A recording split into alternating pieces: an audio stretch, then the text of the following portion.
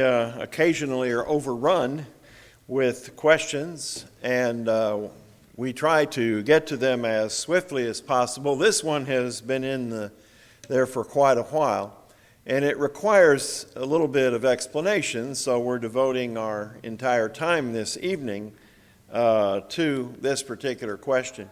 There have been some that were asked that we'll deal with in Matthew.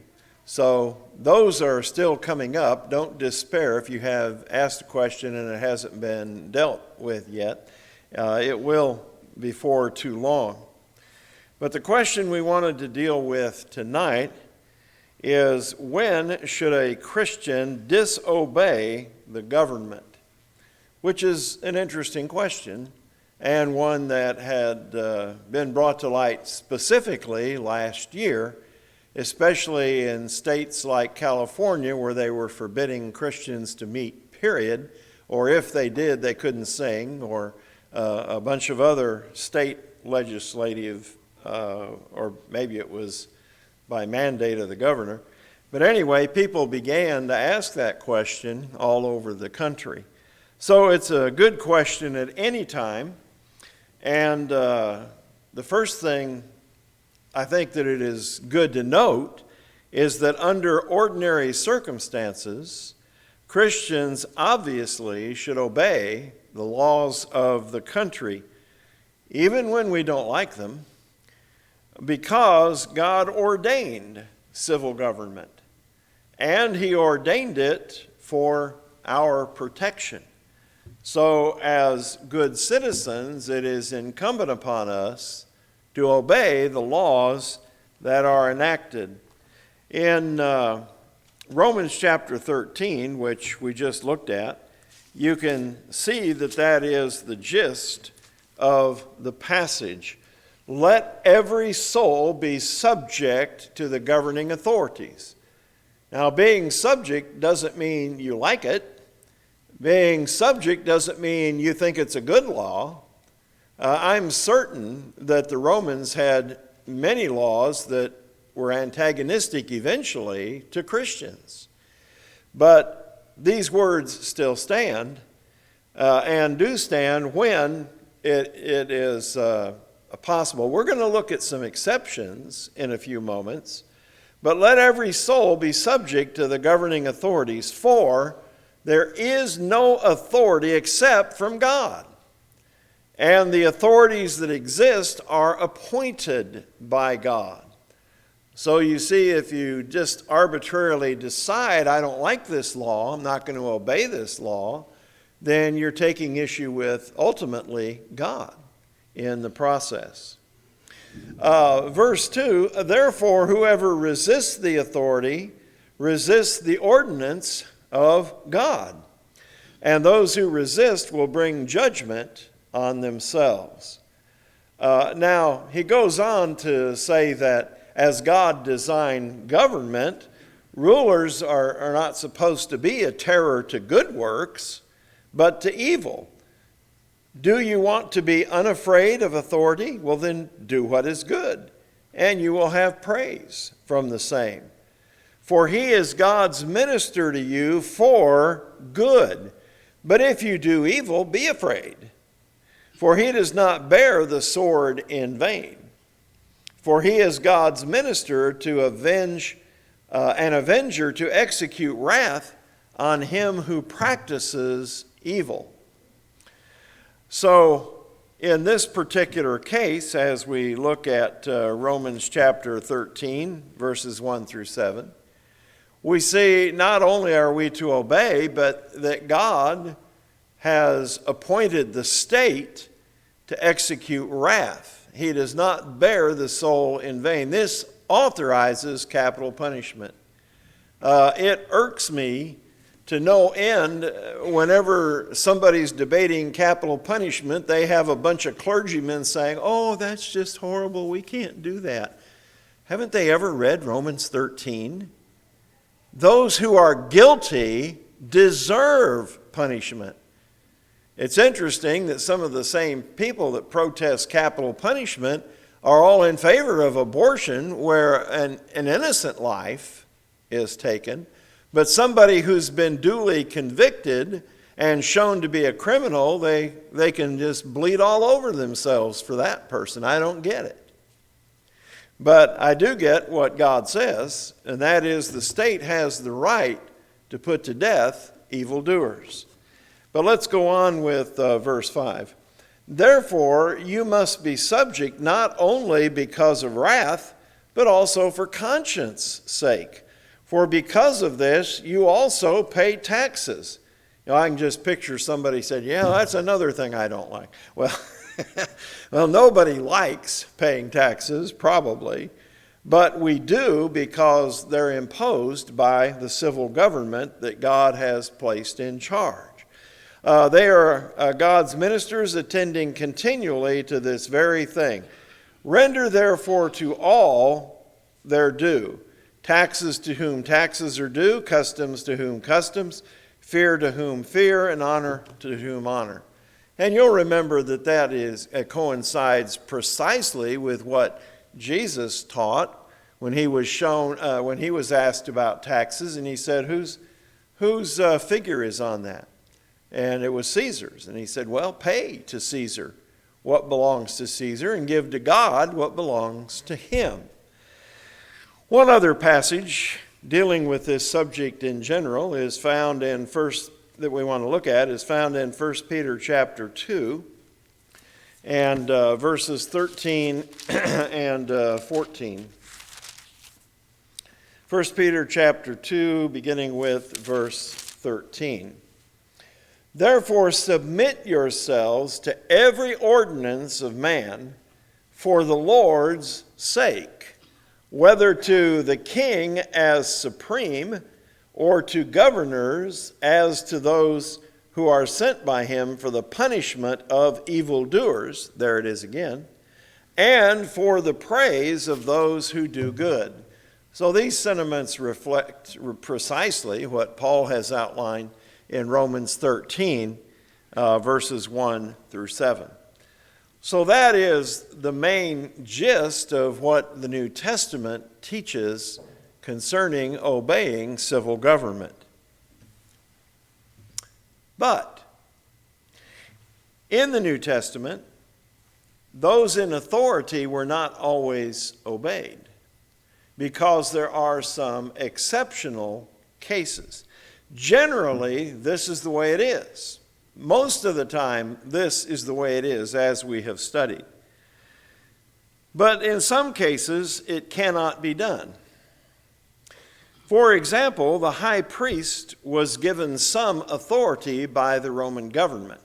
He was not given the authority to oppose the Roman government, but he was given authority by the Roman government to exercise control in various religious matters.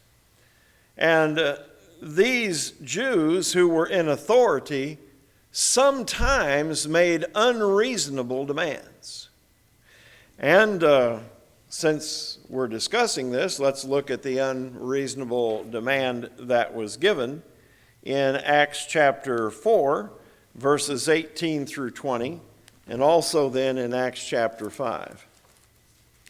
In Acts chapter 4, verses 18 through 20, the apostles were given a command. So they called them, this is the chief priests and the council, who did have a measure of authority. So they called them and commanded them not to speak at all, nor teach in the name of the Lord, of Jesus. But Peter and John answered and said to them, whether it is right in the sight of God to listen to you more than to God, you judge. For we cannot but speak the things we have seen and heard. Now that was a definitive instruction, and it was a definitive answer. And the answer is we cannot obey that. We cannot do what you said. We cannot be quiet concerning who Jesus is and that he is the Savior of mankind. We can't be quiet about that. It's just not possible. You can require us, command us, Do whatever you want, but that's not going to change. This is our responsibility as Christians. And this is what we will do no matter how many times you charge us not to do that. The same thing occurs in Acts chapter 5 and verse 29, where we read, "But Peter and the other apostles answered and said, 'We ought to obey God rather than men.'" Now that is the exception. When it comes to obeying God or obeying men, then you have to make a choice. And the choice you have to make is to obey God. Now, Peter responded matter-of-factly in these cases. He did not ask, and maybe had he been lifted up with pride a little bit, he might have.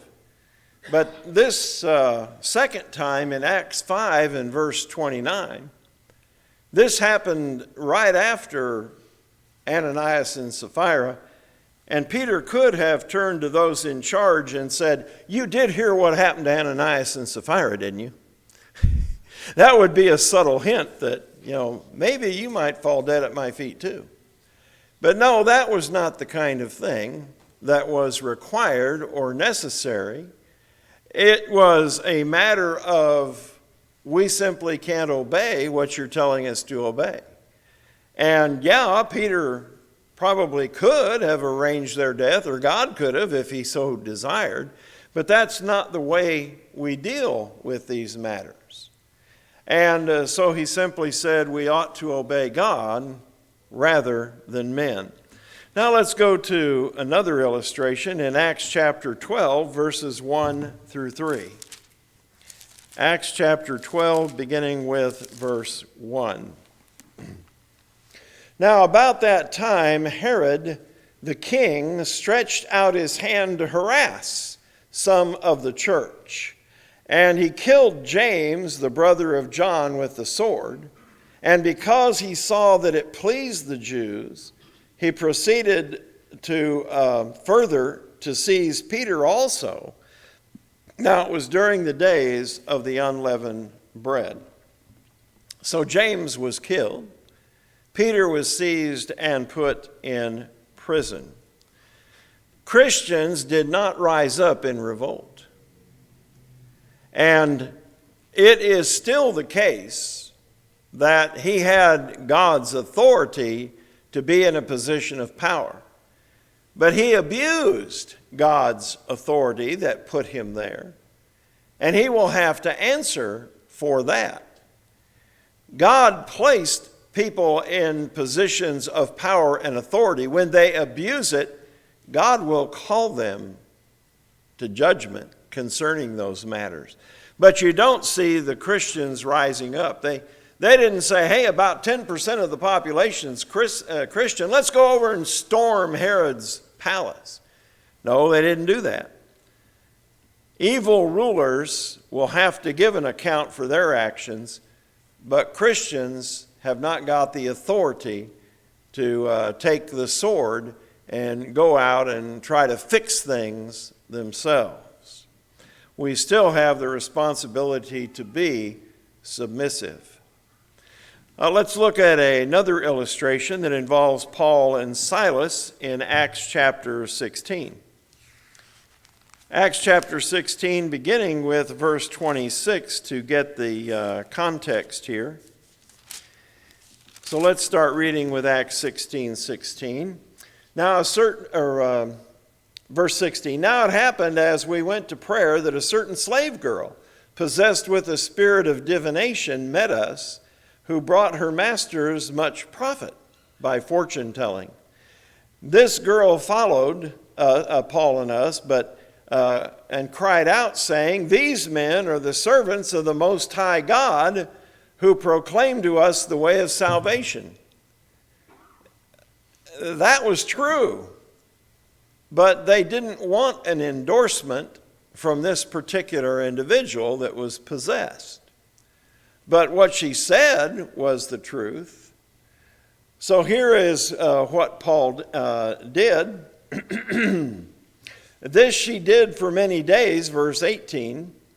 And Paul, greatly annoyed, turned and said to the spirit, I command you in the name of Jesus Christ to come out of her.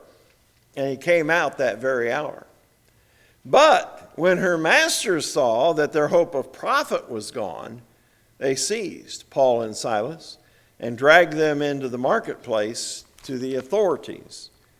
And they brought them to the magistrates, and said, These men, being Jews, exceedingly trouble our city.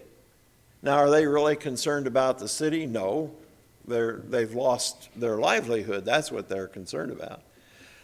And they teach customs which are not lawful for us, being Romans, to receive or observe. Then the multitude rose up together against them, and the magistrates tore off their clothes and commanded them to be beaten with rods. And when they laid many stripes upon them, they threw them into the prison, commanding the jailer to keep them securely. Having received such a charge, he put them in the inner prison and fastened their feet in the stocks. Now, most of the time we discuss what happens from verse 25 on. But that's not our purpose this evening. We want to see how this event turned out. It did turn out with the conversion of the jailer and his family. But we want to see how it turned out with respect to the way they were treated. So let's go ahead to verse 35. And when it was day, the magistrates sent the officers, saying, Let those men go. Well, what do you expect to see next? Paul and Silas were so grateful and they left. No, that's not exactly the way it reads, is it? So the keeper of the prison reported these words to Paul, saying, The magistrates have sent to let you go. Now therefore depart and go in peace. But Paul said to them, They have beaten us openly, uncondemned Romans, and have thrown us into prison. And now do they put us out secretly? No, indeed. Let them come themselves and get us out. And the officers told these words to the magistrates, and they were afraid when they heard they were Romans. And then they came and pleaded with them and brought them out and asked them to depart from the city. So they went out of the prison and entered the house of Lydia. And when they had seen the brethren, they encouraged them and departed. Paul was pointing out to them, as Roman citizens, we have rights, and you violated them. And this made them very nervous, as well it should have. But they invoked the rights they had. They were able to do that. They were within their rights to do so. And we're glad that they did do so. They appealed to the Roman law, and Paul also did this on other occasions. Let's go to Acts chapter 22, beginning with verse 22. Acts chapter 22, beginning with verse 22. And they listened to him until this word. Paul was giving a defense of why he was a Christian, and he got all the way down to obeying the gospel and God telling him to go far away to the Gentiles.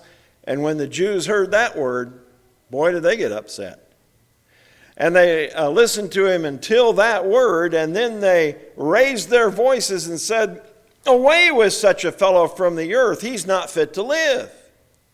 Then as they cried out and tore off their clothes and threw dust into the air, the commander ordered him to be brought into the barracks and said he should be examined under scourging, so that he might know why they shouted against him. He had no idea. And as they bound him with thongs, Paul said to the centurion who stood by, Is it lawful for you to scourge a man who is a Roman and uncondemned? When the centurion heard that, he went and told the commander, saying, "Take care what you do, for this man is a Roman." That was against the law, in other words. So the commander came and said to him, "Tell me, are you a Roman?" And he said, "Yes." As the commander then answered, "Well, with a large sum of money I obtained this citizenship." And Paul said, "But I was born a citizen." Then immediately those who were about to examine him withdrew from him, and the commander was also afraid after he found out he was a Roman, because he had bound him. He was not even allowed to do that. So Paul appealed to the laws of the country for his own protection. We also go to Acts chapter 25 very quickly to see more of this later on. So Paul said, "I stand at Caesar's judgment seat where I ought to be judged. To the Jews I have done no wrong, as you also very well know. For if I am an offender or have committed anything deserving of death, I do not object to dying. But if there is nothing in these things of which these men accuse me, no one can deliver me to them. I appeal to Caesar." Paul took advantage of his rights as a citizen of Rome, not to be railroaded, not to be turned over to ungodly men who wanted to kill him. He took advantage of his legal rights, and we have that opportunity. We have that right in our country to take advantage of the laws that are in place for us. And we might remember that factor because it could come into play at some time in the future. So we see Christians appealing to Roman law for their rights.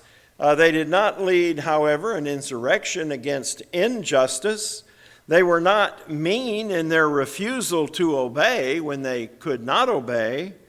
We know from history that Christians were eventually put to death without fighting back, not because they couldn't have made an effort to fight back, but because violence and hatred is not the way that God chose for his people. Jesus allowed Pilate to turn him over to the Jews to be crucified. He could have called 12 legions of angels to help him had he so desired. But he submitted because it was part of God's plan for our salvation. Now, we want to do a quick study of Daniel because it is a study in civil disobedience. And let's start with Daniel 1, 8 through 16. As you probably recall, they needed and were encouraged to eat of the delicacies of the land and drink the wine. And Daniel said, as Jews, we've never partaken of things like these. We can't do that. So he proposed the steward said, "But I'll get in trouble. So you really need to eat this." And Daniel's response basically was, "Why don't you give us a test?" And so we just see that described in Daniel 1, 8 through 16. They tested them, giving them the diet they requested to see how they would look after 10 days, and they looked fine. They were healthy. So no more problems. They solved that. I don't know what they would have done had that been refused. They would probably have had to say, "We still cannot violate our dietary laws." But in this case, making a good suggestion went around that possible turn of events. Second is Daniel 2, 12 through 19.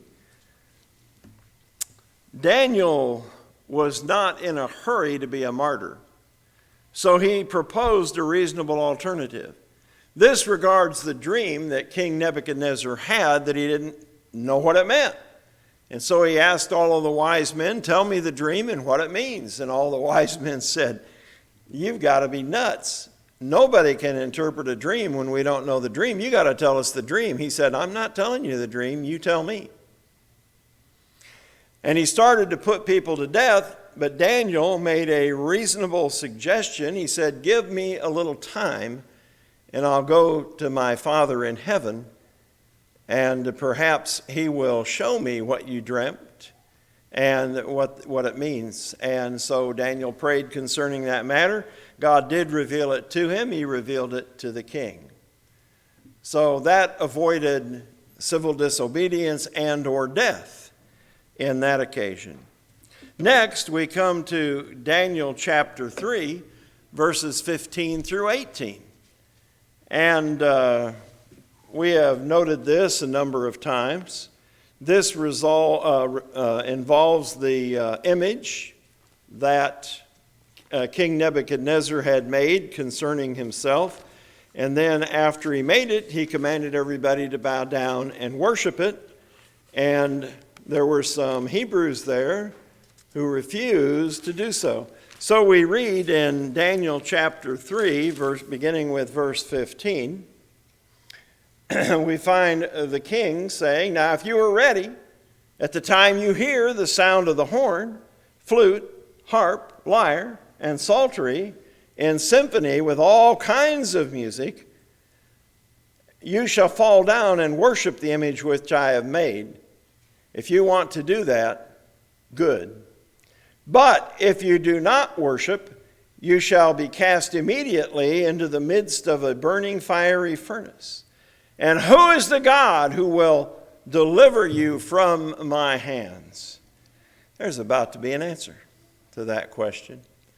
But notice, in this particular case, they could not propose a reasonable substitute.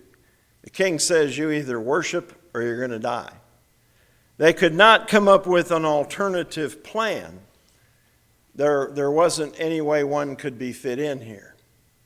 So they were given the choice, worship or die. And then we continue with verse 16. Shadrach, Meshach, and Abednego answered and said to the king, O Nebuchadnezzar, we have no need to answer you in this matter. If it be the case, our God whom we serve is able to deliver us from the burning fiery furnace, and he will deliver us from your hand, O king. But if not, let it be known to you, O king, that we do not serve your gods, nor will we worship the gold image which you have set up. I'm assuming they said that as politely as they could, but it enraged the king no matter how they would have said it. However, God did, in fact, deliver them. They were defiant because there was no other choice. They had to say, no, we cannot do this. Even when it looked like, under normal circumstances at least, they would be put to death, they were willing to die. They didn't issue any threats, though, but they were willing to die for what they believed in.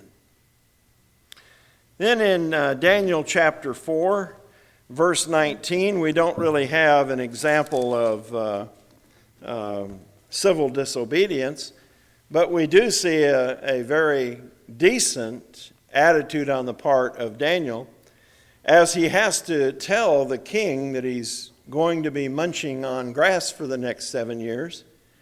He says, he is warned in the second part of verse 19, don't let the dream or its interpretation trouble you. And Daniel answered and said, my Lord, may the dream concern those who hate you, and its interpretation concern your enemies. Daniel was very polite, more than polite, encouraging the king and lamenting and dreading having to tell him what was going to happen. But the king had said, don't worry yourself, just tell me what I need to know. And Daniel did. In Daniel 5, verses 13 through 17, Daniel stands before King Belshazzar. And what he says is a little unusual for Daniel. Let's see what you think. beginning with Daniel chapter 5 and verse 13. Then Daniel was brought in before the king. The king spoke to Daniel and said, "Are you that Daniel who is of the captives from Judah, whom my father the king brought from Judah? I have heard of you that the Spirit of God is in you, and that light and understanding and excellent wisdom are found in you. Now the wise men, the astrologers, have been brought in before me that they should read this writing," the handwriting on the wall, "and make known to me its interpretation." But they could not give the interpretation of the thing. "And I have heard of you that you can give the interpretation and explain enigmas. Now if you can read the writing and make known to me the interpretation, you shall be clothed with purple." This is royalty stuff here. "And have a chain of gold around your neck, and shall be third ruler in the kingdom." That seems like quite an honor, but notice how Daniel responds. He answered and said before the king, "Let your gifts be for yourself, or give them to another. Yet I will read the writing to the king and make known to him the interpretation." Daniel is not hostile, but it seems clear that he does not have a lot of respect for this king. And if you go ahead and read what the king had done, you probably will understand why that is the case. But anyway, in verse 29, we read, "Then Belshazzar gave the command, and they clothed Daniel with purple and a chain of gold around his neck, and made a proclamation concerning him that he should be third ruler in the kingdom." Of course, 1/3 of nothing, little math here, is what? Nothing. 1/3 of nothing is nothing. They were destroyed that very night. So Daniel was 1/3 ruler over a kingdom that no longer existed. All right, then finally, in Daniel chapter 6, we have the familiar situation with those men using Daniel's religious nature against him, getting the king to sign a petition that no one could address anyone but the king for 30 days, but Daniel kept right on praying. And he was thrown into the den of lions. But the king didn't want to do that. And as he does so, he says to Daniel, "Your God will preserve you." And he was actually right. God did preserve Daniel so that the next morning he was safe and intact. And all of that, of course, is in chapter 6. And in verse 16, the second part of it, the king spoke to Daniel, "Your God whom you serve continually, he will deliver you." And that was certainly followed through. And he was greatly relieved the next day to find Daniel still alive. Daniel uttered no sarcastic remarks about, "Well, you know, if you hadn't passed that stupid law in the first place." He didn't say anything of that nature. He didn't say, "You know, I'm one of your counselors. If you'd have just asked me, I'd have told you what a bad idea that was." No recriminations. He is entirely respectful, and the king respected Daniel also. If the law, now we said all of that to say this, if the law requires us to do something immoral, we cannot do it.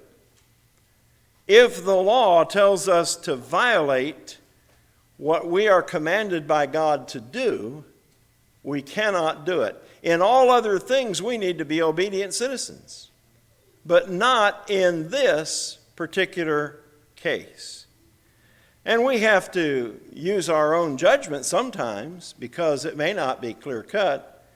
But as an example, if a hurricane is approaching, that really is a matter of safety, and we need to be off the streets for our safety and other people's safety. But there are other things that we just have to decide case by case. And in some instances, like the virus, we heard conflicting ideas from day one. and that continued. It still continues. I'd like to give a quiz to everybody and see how everybody answers it. I would bet if you have listened to the media, you're going to come up with several different answers to the same questions, because there has been such disagreement on the part of officials, on the part of doctors. So we have to use our best judgment in a case like that. And so that's what we will attempt to do if required by the government to curtail what we need to do. Christians in Rome could not meet in public, so they went underground, literally. They met in catacombs and other places. They were killed. They were put into the arena, into the circuses, devoured by animals. But they had no other choice, because they knew they needed to obey God rather than man.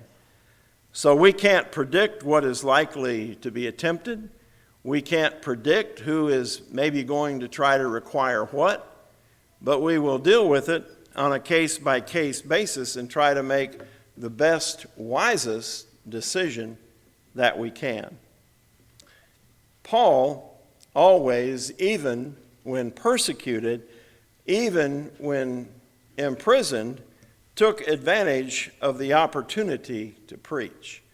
And that's what, Lord willing, we will do too, if we are ever required to do something unreasonable that is against our religion. The main question is, whose side are we going to be on when Jesus returns? Are we going to be following men or following God? And we need to make the best decisions that we can. Are you part of Christ's body this evening? If not, you can repent of your sins, be buried with Christ in baptism, put him on in baptism, rise to walk in newness of life, and be part of his body, the church. We always offer that every time that we meet. Everybody who is in the body was baptized into it. There's not some other way to get in. And this is something that God does. It doesn't depend on man. We don't take votes. When somebody obeys the gospel, then they are added to the church by God. So the invitation is offered this evening, as always. If you are already his child but have not been obedient, you should be in all things, even things you don't like. God still requires us to be submissive to those in authority. Can we help you this evening? As we meet, we go by what God says. And so we invite you with the invitation that Jesus offered, that the apostles offered, and if you're willing to accept it, please come while we stand and while we sing.